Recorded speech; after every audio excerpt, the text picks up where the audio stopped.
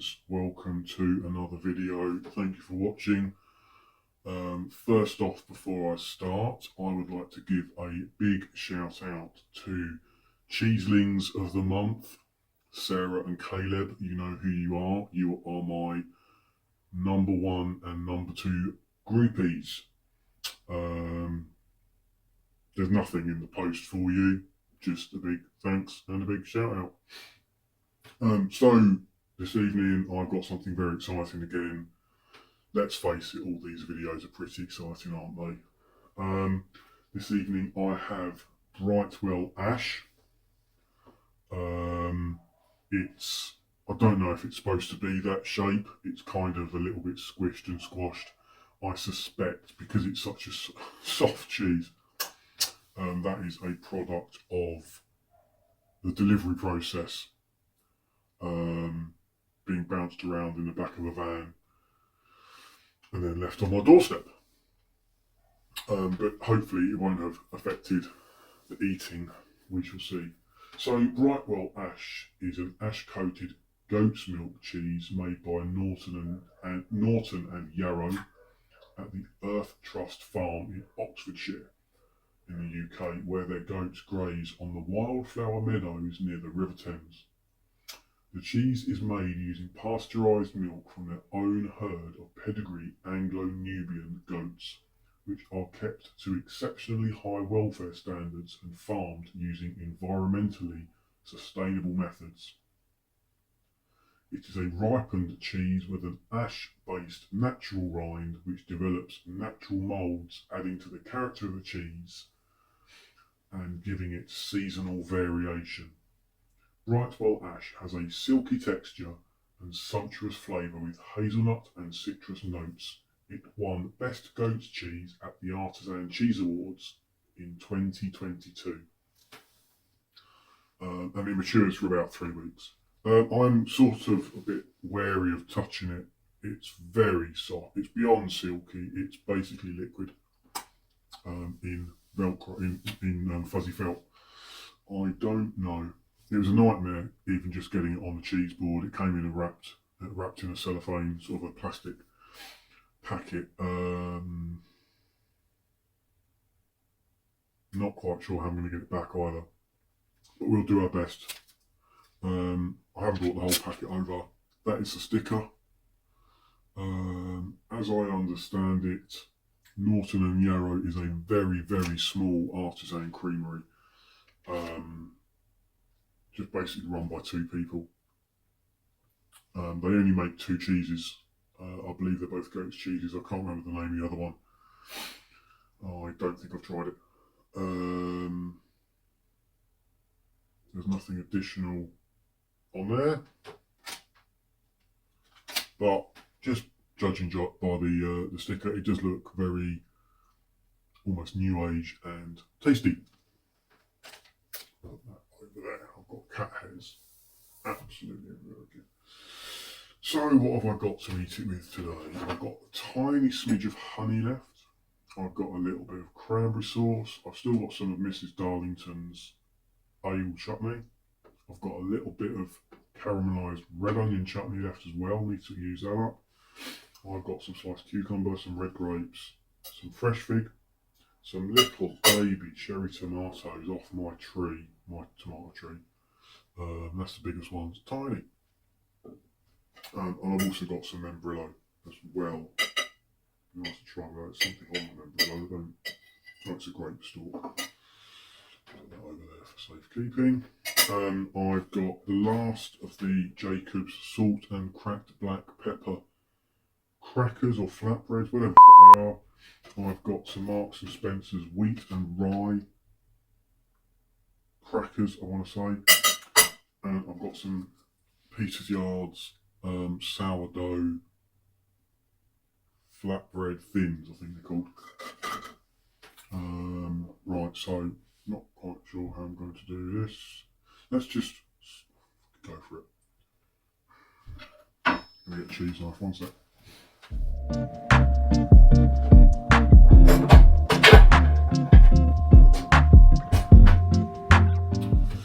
Don't know if this is going to make the slightest bit of difference. Here's my trusty cheese knife with holes in. It's just, it is literally like liquid with, it's like liquid wrapped in fuzzy felt. Oh, you can't see that. Let's do the eating first. Oh, I mean, it's goopy. Look at that, it's going everywhere.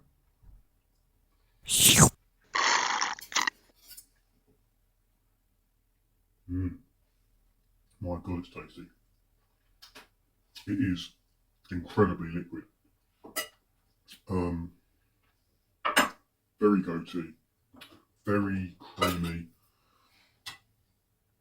Oh, I'm not going to be able to move it. How do I put it? I'm going to have to have a little bit.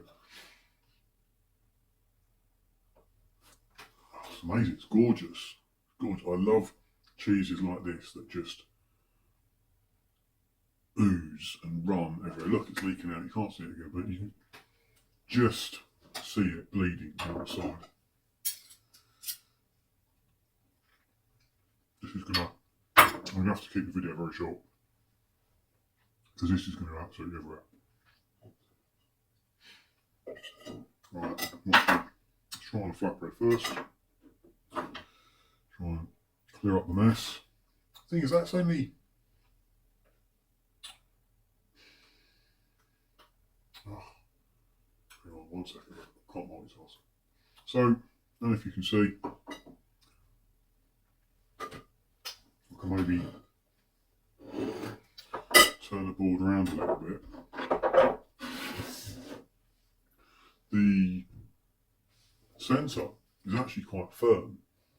This seems to be like a layer of cream or something, a layer of liquid cheese just inside. That's the cream line in there. It's leaking at the back as well. So it's interesting that it's not liquid all the way through. I'm not going to be able to move that now. Right, just going to try it on one of these Marks & Spencer's flatbreads. Let's see how this goes.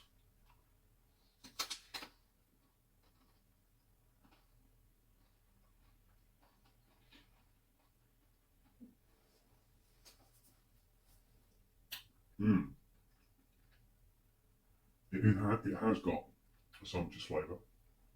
I don't think it tastes anything like hazelnuts. I don't know what the obsession is with hazelnut flavoured cheeses. This doesn't taste like hazelnuts. It is citrusy, it's quite tangy.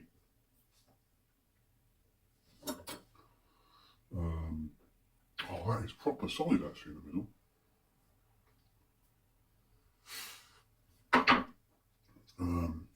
Actually goes really well on this cracker as well. Nice.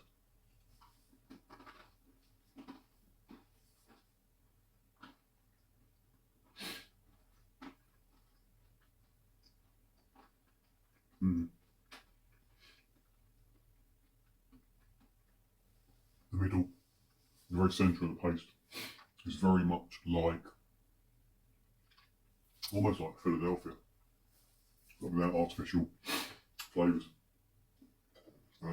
That sort of texture, same sort of taste, nicer, richer. Okay, let's try a bit on a Jacob's cracker. Jacob's crackers, these are quite seasoned, so it would be interesting. Well, that's not at all. These holes in the knife are supposed to reduce surface area. All I've done is made cheese get stuck in them in the middle. Let's see how this goes.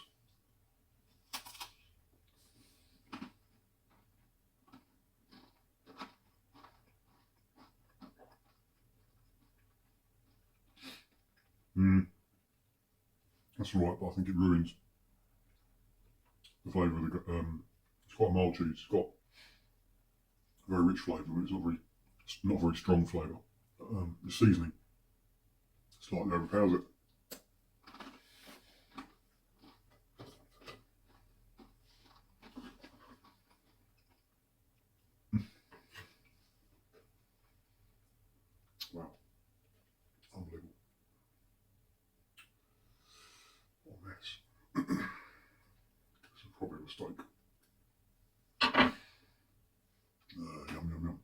I'll try it with membranollo. I just have to resort to use my fingers, I think. Gonna try it with membranollo, because the last goat's cheese I had, the Raven's Oak, was really, really good with membranollo.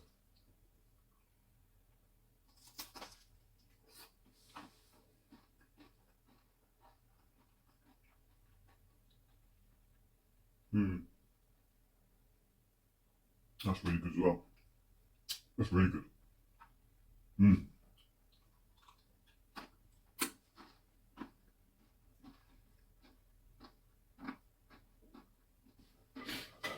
Mmm.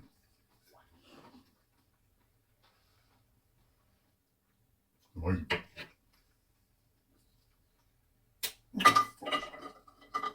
That's gonna happen.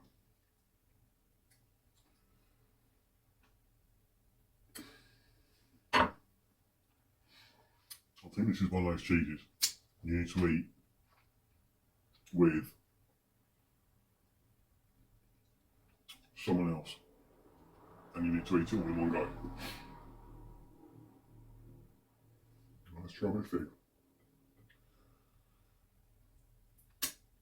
So this is fresh fig.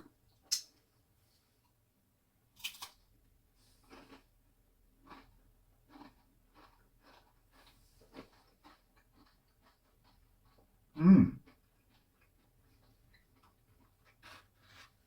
That was surprisingly good. Another bit.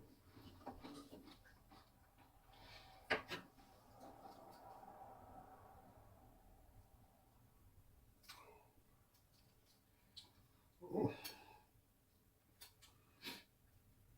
It's weird because it's so wet on the surface, but the centre is actually quite firm. It makes spreading it really difficult. There we go, another bit of fig. This is really good on this flatbread. Really good.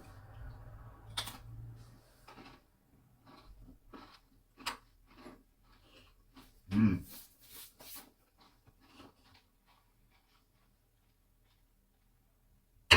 Tasty. Oh, bloody hell.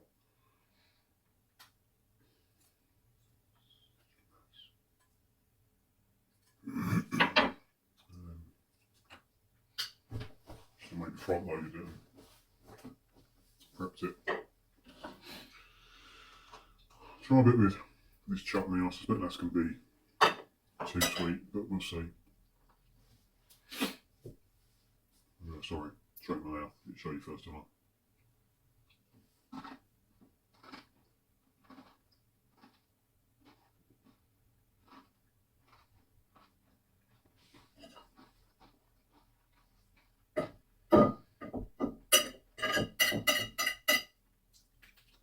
That's quite nice. A taste of Christmas. It's like it's a mince pie. Weirdly. Ho, ho, ho, ho!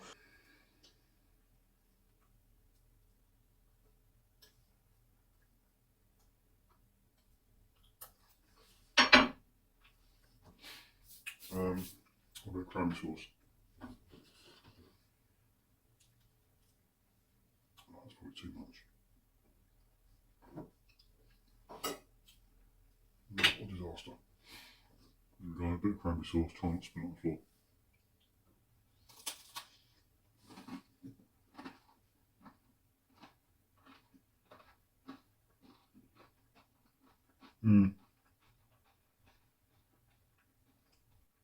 It's alright.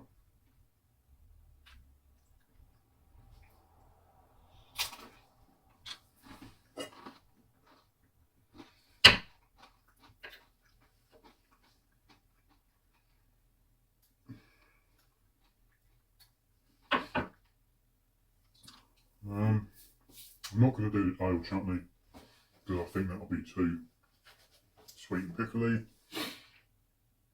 Let's try the honey, simply because I've got a tiny, tiny, tiny bit left.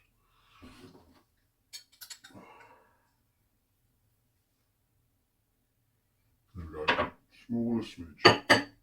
Now I can wash that up. Probably can't even see it, but there we go.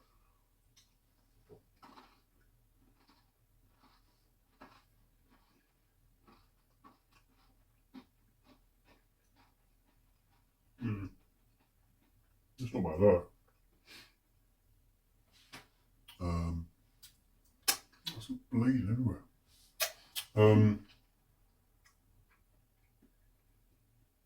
Well, what next? I'm going to go back to one last bit on this crack, I think. I'm going to try and get it back in the packet.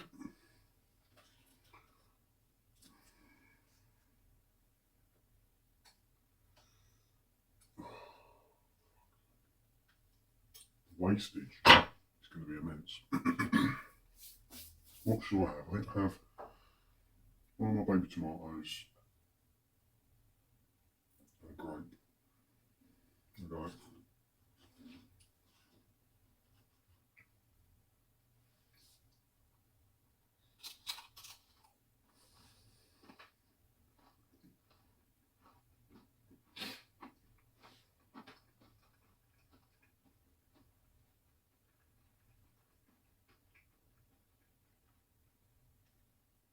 Tomatoes are alright, but that's mainly because it's a homegrown tomato.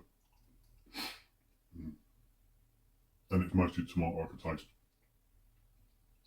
Not an ideal pairing. Let's try it with the grape.